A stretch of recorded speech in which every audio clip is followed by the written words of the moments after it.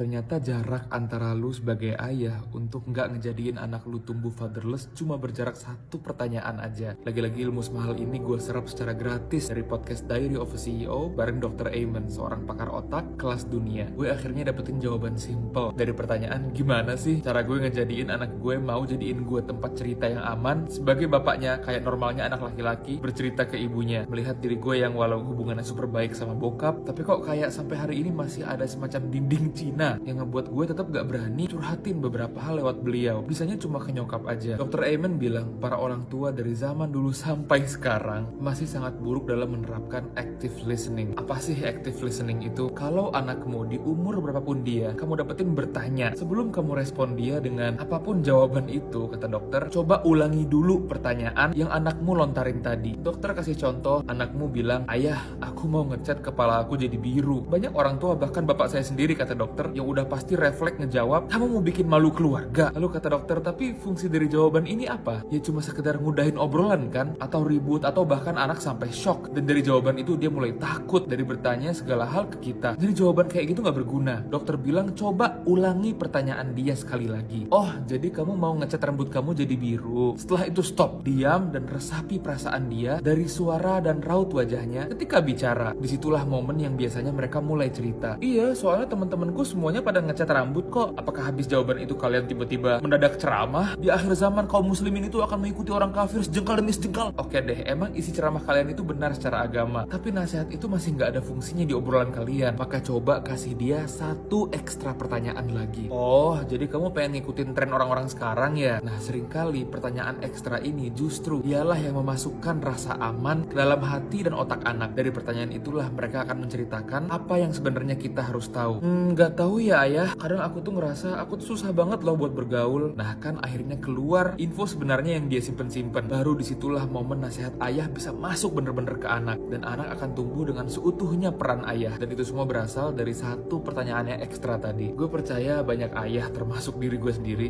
yang sebenarnya banyak kekurangan di diri kita sebagai ayah yang bukan sepenuhnya hal yang kita mau. Kadang ada tuntutan kerja yang bikin kita jadi nggak ada waktu, ada stres, ada kondisi yang nggak mendukung. Itulah kenapa cara terbaik untuk berbakti ke ayah kita pasca menikah dan punya anak, yaitu dengan isilah apa yang kurang dari mereka lewat diri kita untuk anak kita.